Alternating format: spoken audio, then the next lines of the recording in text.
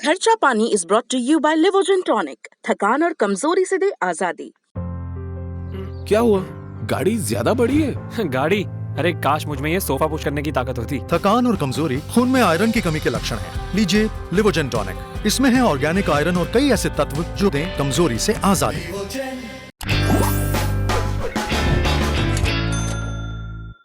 नमस्ते, मेरा नाम सिद्धांत है। आज सोमवार है, ये है खर्चा पानी, साथ में अंशुमान जी। आप सबका स्वागत है। सिद्धांत, आपका स्वागत है। सोमवार को हम खर्चा पानी में कई सारे बदलाव घटनाक्रमों के साथ आपके बीच। अच्छा, सोमवार की तो बात हो गई अंशुमान जी, लेकिन जो हफ्ता खत्म हो रहा था, जब पिछला हफ्ता तो एक दो खबरें आई और आज सोमवार से ही जो चीज़ है उस पर मैं डिस्कशन करना चाह रहा था। ओपेक कंट्रीज की बात आ रही थी, जो हमने पिछला खर्चा पानी वगैरह में डिस्कस किया था। तो ओपेक कंट्रीज ने इंडिया की कॉल को रिफ्यूज कर दिया है। मैंने एक ट्वीट भी किया था और धर्मेंद्र प्रधान ने क्या कहते हैं कॉल की थी कि भाई सस्टेनेबल प्राइस बढ़ाने में ऑयल का बहुत दिक्कत आ रही है, आप प्राइस को कंट्रोल कीजिए। ओपेक कंट्रीज ने कहा ना, हम तो आपकी बात नहीं मानेंगे। मतलब इंडिया की कॉल को उन्होंने रिजेक्ट कर दिया।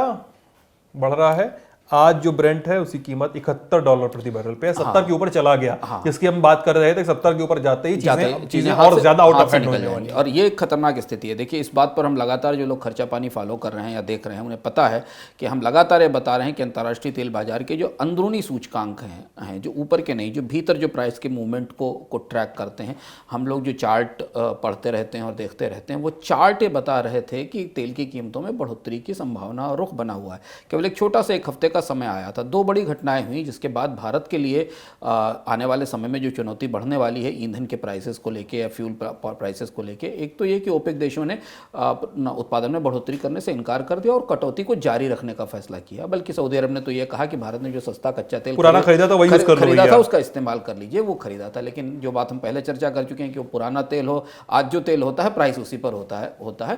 तो एक तो ये कि उससे बाजार में उसी दिन फ्यूचर्स 65, 66, 67 के आसपास ट्रेड होने लगा था ब्रेंट का। और उसके बाद अब सऊदी अरब में जो तनाव बढ़ा है खासतौर पर सामरिक स्थिति में, उसके बाद अब ब्रेंट 70 और 71 पहुंच गया है।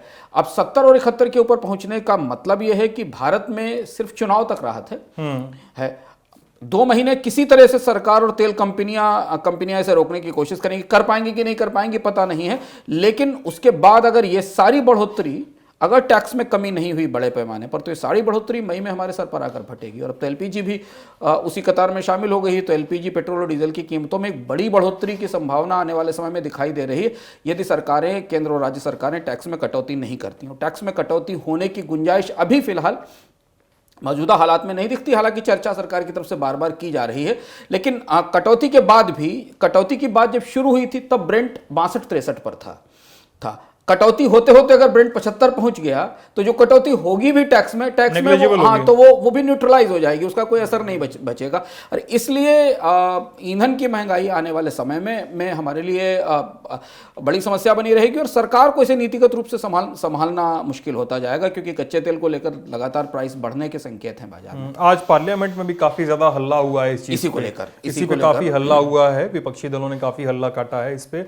अच्छा अंशुमान जी, कुछ लोग हमसे पूछ रहे थे सोशल मीडिया पे कि साहब, क्या सरकारें इलेक्ट्रिक व्हीकल्स को, मतलब कि उनकी सेल को या उसके बाजार को किसी भांति डिमोरलाइज करने की कोशिश करेंगी कि लोग और न जाएं उसकी तरफ, ताकि तेल का कंजम्पशन बढ़े, सरकारों का रेवेन्यू बढ़े? ऐसी कोई कंडीशन लगती तो नहीं है? ये देखिए, ये बहुत सारी थ्योरीज हैं। पहली चीज तो ये कि हमें बहुत सारी चीजों को यथार्थ पर खड़े होकर देखना चाहिए। इंडिया में इलेक्ट्रिक व्हीकल्स की कॉस्ट क्या है, इलेक्ट्रिक व्हीकल की चार्जिंग की फैसिलिटीज कितनी है? हमारे पास तो अभी चार्जिंग पॉइंट्स नहीं है, चार्जिंग पॉट्स बनाने पड़ेंगे।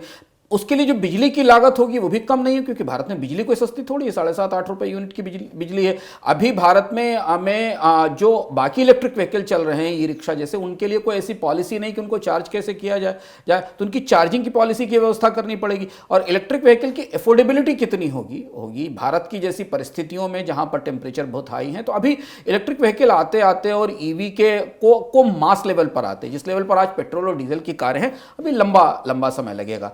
और और पूरी दुनिया में यही स्थिति है, ऐसा नहीं क्योंकि भारत में ही है, दुनिया में भी इलेक्ट्रिक व्हीकल एक छोटे हिस्से के तौर पर प्रायोगिक तौर पर चल रहे हैं। लेकिन जब आप बड़े रैपिड बड़े हिस्से में जाते हैं ट्रांसपोर्ट के, जिसमें कि कारें होंगी, जिसमें स्कूटर होंगे, जिसमें 3 व्हीलर्स होंगे, जिसमें पब्लिक ट्रांसपोर्ट होगा, तो वहाँ अभी हमें लंबा समय लगेगा और उसकी कॉस्टिंग का अभी तो हमारे पास कोई आंकड़ा भी नहीं है। हाँ, मतलब ये भी है ना कि जैसे इलेक्ट्रिक वाले ऑटो आ गए थे, ऐसा थोड़ी है कि पेट्रोल डीजल वाले ऑटो चलना बंद हो गए नहीं, और दूसरी चीज वो भी ना कि जब तक वो इस लेवल तक ना आ जाए कि उसका एक स्केल मिल जाए तब तक आप उस तकनीक को प्रायोगिक तौर पर तो सफल पा सकते हैं, पर वाणिज्यिक तौर पर सफलता और प्रायोगिक सफलता, एक्सपेरिमेंटल लेवल पर पायलट सक्सेस और कमर्शियल सक्सेस में बहुत बड़ा फर्क होता है। तो पायलट सक्सेस तो है इलेक्ट्रिक व्हीकल, पर कमर्शियल सक्सेस होने के लिए उस लेवल तक जाना पड़ेगा जहां हम पेट्रोल डीजल की खपत पर खड़े हुए हैं। और एक चुनौती है कि जैसे भारत की क्या पेट्रोलियम पॉलिसी की जो चुनौती जो समझना जरूरी है और क्यों हमें अपने खर्चा पानी का ध्यान इसमें रखना चाहिए कि एक तो जब पेट्रोल डीजल की कीमतें गिर रही थी तब हमारी अर्थव्यवस्था बंद थी, जब पेट्रोल डीजल की कीमतें बढ़ना शुरू हुई तब धीमे धीमे अर्थव्यवस्था खुलना शुरू हुई। अब आप जैसे जैसे कोविड की वैक्सीन लगती चली जाएगी, लोग धीमे धीमे काम धंधे शुरू करते जाएंगे, फ्यूल की डिमांड बढ़ती चली जाएगी।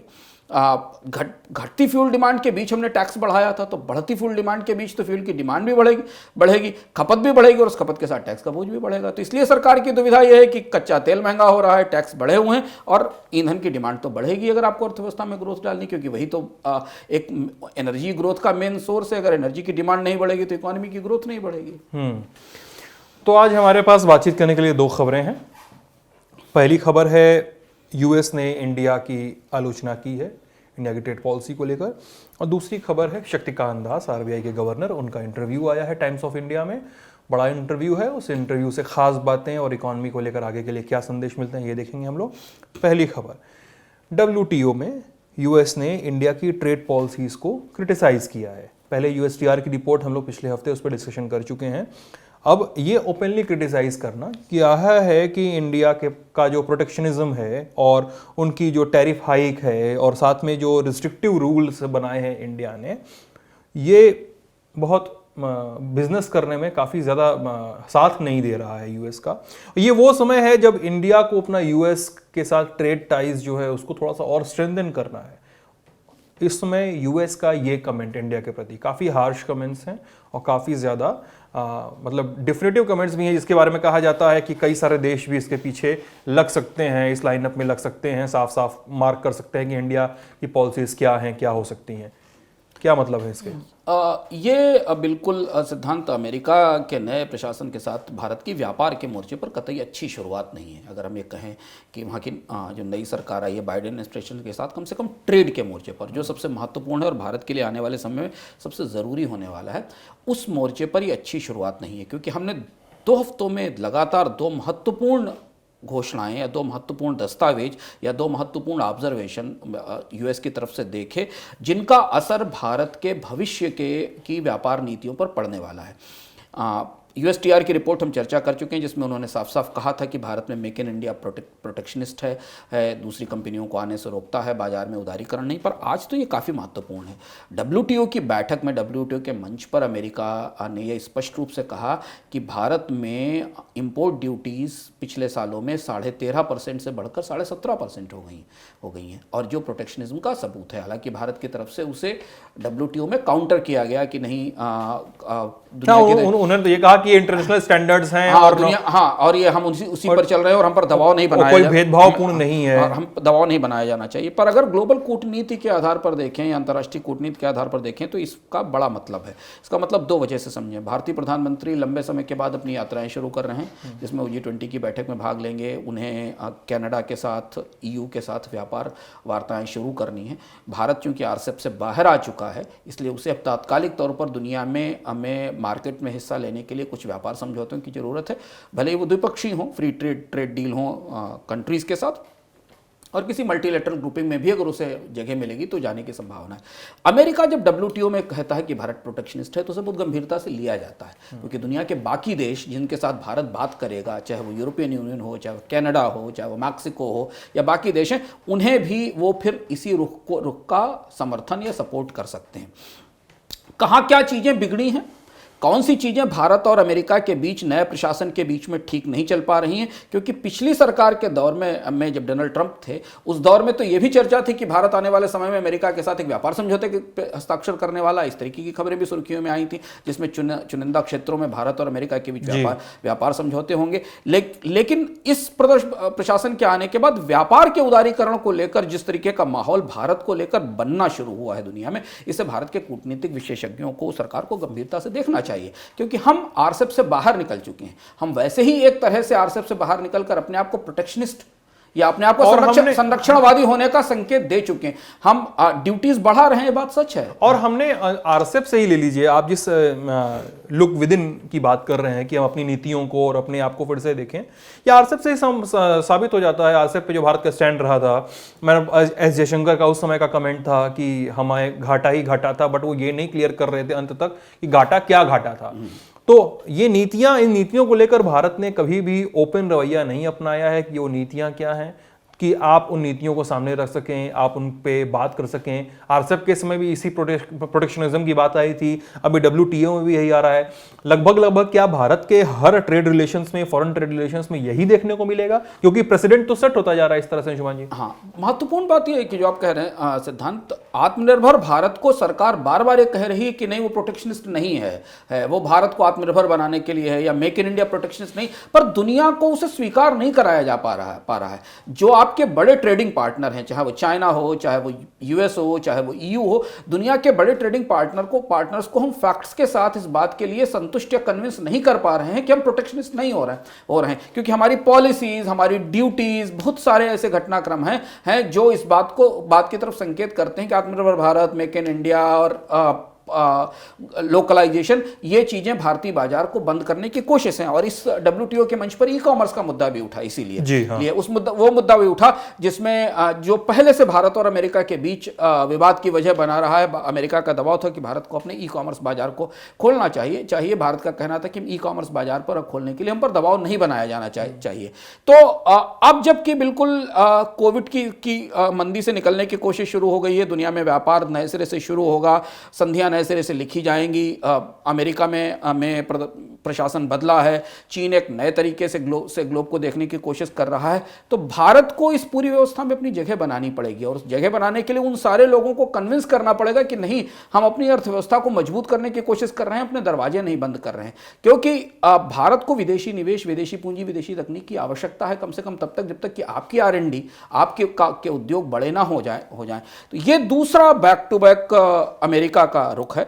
ये आने वाले समय में अंतर्राष्ट्रीय मंचों पर भारत के व्यापार कूटनीतिकारों के लिए समस्या बनेगा, क्योंकि अगर वो कन्विंस नहीं कर पाए तो दुनिया के बाकी देश भी मानेंगे कि भारत संरक्षणवादी हो रहा है, उदारीकरण कमजोर पड़ रहा है, जो शायद आत्मनिर्भर भारत की जो धारणा हमारे यहाँ बताई जाती है, जो सरकार कह रही है कि हम ग्लोबल सप्लाई चेन का हिस्सा बनेंगे, हम तो दुनिया भर की कंपनियों को भारत में निवेश के लिए बुलाना चाहते हैं, हम तो प्रोडक्शन लिंक इंसेंटिव देना चाहते हैं, भारत में कंपनियां निवेश करें आके, ये बिल्कुल उसका बिल्कुल उल्टी छवि है जो हमें अमेरिका के दस्तावेजों से या अमेरिका के रुख से दिखाई दे रही है। बहुत भरोसा नहीं दिला पा रहे हैं अपने स्टेप्स पे कि हम साहब हम कर तो बहुत रहे हैं, लेकिन हम चाहते क्या हैं, इस पे उनकी मंशाओं पर बहुत सवाल उठाए जा रहे हैं। अगली खबर है शक्तिकांत दास, RBI के गवर्नर, उनका इंटरव्यू, जैसे हमने पहले बताया कि अखबार में प्रकाशित हुआ है, टाइम्स ऑफ इंडिया में। कई सारे कमेंट्स हैं, बहुत लंबा इंटरव्यू है, 1 घंटा लंबा इंटरव्यू चला था जहाँ तक खबरें बताती हैं, लेकिन उनमें कई सारी चीज़ें कही हैं। उन्होंने कहा है कि कंज्यूमर्स जो हैं स्मॉल सेविंग्स स्कीम्स पे ध्यान दें, और इस समय RBI के साथ साथ सरकार का जो सबसे ज़्यादा पहली प्राथमिकता है वो ये है कि इन्फ्लेशन का मैनेजमेंट किया जाए।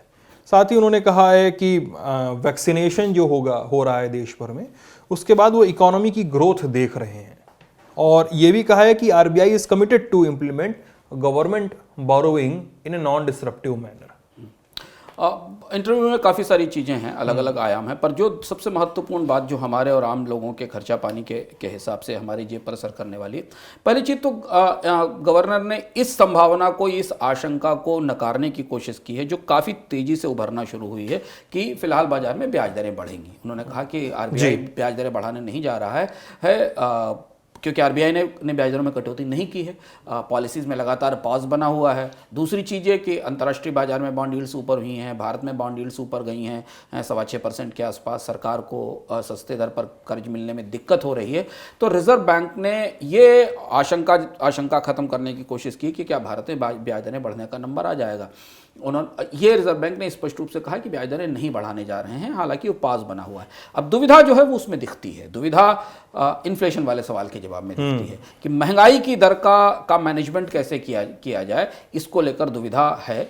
पेट्रोल डीजल की कीमतों पर जीएसटी में लाने के बाद जीएसटी काउंसिल पे छोड़ दिया उन्होंने कहा है कि केंद्र और राज्य सरकारें तय करें, पर महंगाई को लेकर ये दुविधा है और उसमें आरबीआई ने कहा है कि महंगाई को सही स्तर पर रोकना और नियंत्रित करना हमारी जिम्मेदारी है। हालांकि अभी फिलहाल आरबीआई ब्याज दरें बढ़ाने की तरफ बात नहीं कर रहा है। एक महत्वपूर्ण बात क्रेडिट ग्रोथ को लेकर कही है कि क्रेडिट ग्रोथ में अभी तेजी से रिकवरी नहीं आना शुरू हुई है, लेकिन थोड़ी थोड़ी रिकवरी कर्ज की मांग में दिखाई दे रही है। जो हमारे लिए इंपॉर्टेंट पॉइंट है वो ये है कि अगर ब्याज दरें नहीं बढ़ रही हैं तो कम से कम अभी फिलहाल ये सस्ती ब्याज दरों का दौर कुछ समय तक जारी रहेगा, चाहे कुछ भी कोई भी परिस्थिति बने, बशर्ते मुद्रास्फीति की दर, महंगाई की दर रिजर्व बैंक के कंफर्ट लेवल पर रहे, जो कि 6% के आसपास है, ±2% के आसपास।